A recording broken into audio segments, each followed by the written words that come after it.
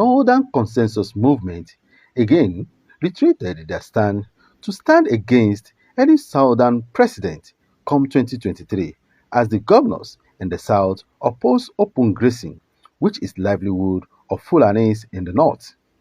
Addressing pressmen in Abuja today, the president of the group, Comrade Awar, said Nigerians are not happy with what Southern governors are doing.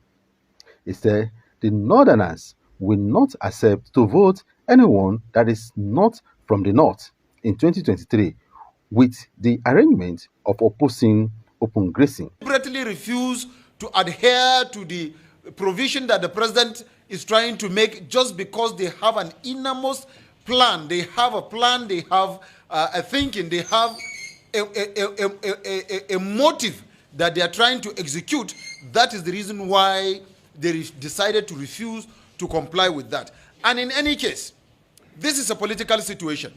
We are in a political government. And under a political dispensation, the voice of the people is the voice of government. Government has no authority on its own. Whoever becomes a governor, a president, a senator, a member of House of Reps, a member of State House of Assembly, or a local government chairman is doing that on the neck of Nigerians. Now, Nigerians are not happy with what these governors are doing. Even within the state that they reside, the people that they think are the members or the citizens or indigents of those states that they think they are truly not happy with this, because we have received several complaints, even from the Yorubas themselves, that their governors are doing what they are doing. And again, like I said, we are under a political dispensation. And these same people are saying that they needed power in 2023. I wonder how we, the Northerners, will accept to vote anybody that is not a Northerner in 2023 with this kind of arrangement that is going on, that openly, even as at this time that you are not in government, you are already indicating that you cannot unite the country. You are already segregating against Nigerians. You are already depriving some Nigerians from their means of livelihood. Now that you have not been given the opportunity to lead Nigeria, you are already doing this. Then what more if we decide to accept that we will support any candidate from the south or southern part of Nigeria? It means the north will be gone. I think this is also a better and stronger basis within which we will continue to clamor and call on our people to know that they cannot and should not and should never, and we will not allow through the ballot box anybody that will not unite this country to be the next president of Nigeria in 2023, because automatically you have indicated that you cannot hold this country together. If you are given the opportunity to lead, you are only going to divide, because what you are doing now is a method of division. It's an indirect dividing the country, because where you deprive me of my means of livelihood, and what else do you expect me to do? What else? And we are talking of crime and criminality. And we are trying to see to it that crime and criminality is reduced to the barest minimum. The government at the center is doing everything humanly possible to ensure that crime and criminality across the federation is being reduced to the barest minimum. But by this act, you are indirectly instigating violence. You are indirectly instigating chaos. You are indirectly, expressing that you are not willing to continue to, to harbor other Nigerians from the other part of the country that are resident in you. And I've said it before, I'm going to repeat it again. In Kano and Kaduna alone, you have more than 19 million, in the entire northern Nigeria, you have more than 19 million Yorubas resident in the 19 northern states. And not only resident, these guys owns personal property, land, farmlands, houses, and shops, and what have you. And we live with these people peacefully. We try as much as we can to protect them, to protect their lives, to protect their properties. Why is it that the properties and the lives of our own people that are resident in your own state is not being protected, is not being guided? That is not to say that we don't know what we are doing. We are not fools. We also have feelings the way you have feelings. We think the way you think. We can act the way you act. But we have been trying as much as we can to restrain our people from taking the laws into their hands.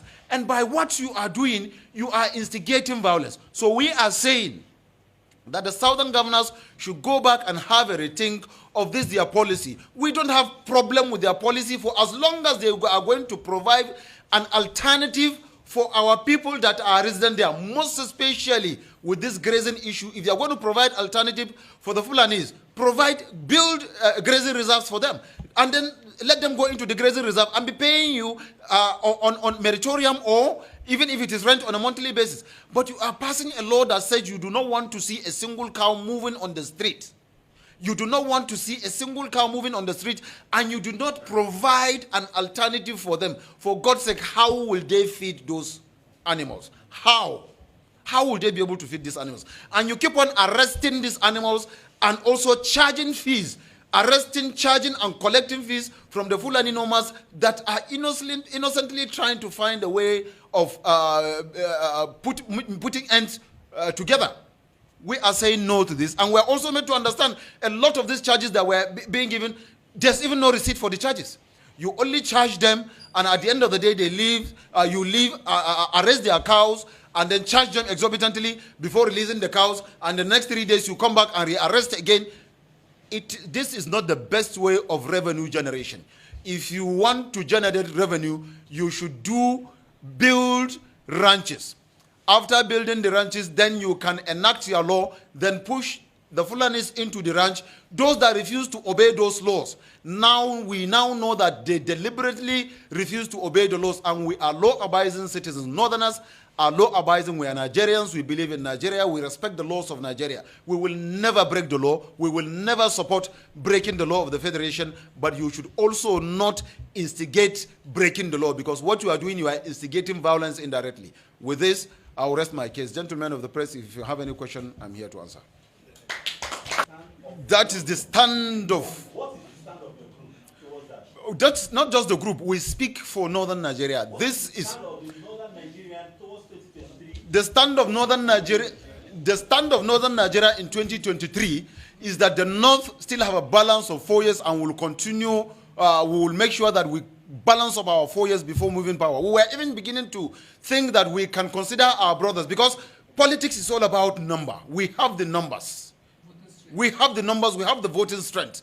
And you cannot become a president when you don't have the majority of vote. We have the majority of vote. We were willing to give that majority of vote to other parts of Nigerians that we feel will harmonize, unite, and move the country forward. But we understand by this act now, it is clear to us that it is good that we are standing on our position. It is good that we are still insisting that the North will continue until after 2023, until after 4 years. Then we can now come into round table and begin to negotiate. By the act of the governors of the southwestern state, it is clear that they cannot, if any of them or anybody from that part becomes a president, he cannot unite this country. He will not unite this country. He will not work towards the general and national interests of Nigeria. And we, the Northerners, are known to be fair in judgment. We are fair in thinking, and we are fair in leadership. And that was why today, if you go, you find out that most of the infrastructural development that has taken place under the present Northern leadership is done in the southwestern part of Nigeria and the southeastern part, with a very little of it taking place in the northern part of Nigeria. Even with that, the southerners and the easterners are still complaining of marginalization and what have you. Then if you give, this act has indicated that if given the opportunity, then we are going to be slaves in our own country. For this, we are insisting that the North will continue to hold on to power. We have the vote. Whoever that needed to be a president should go and contest under a political party, and then let his credibility sell him, and let the votes count. Let the vote decide who becomes the next Nigeria's president.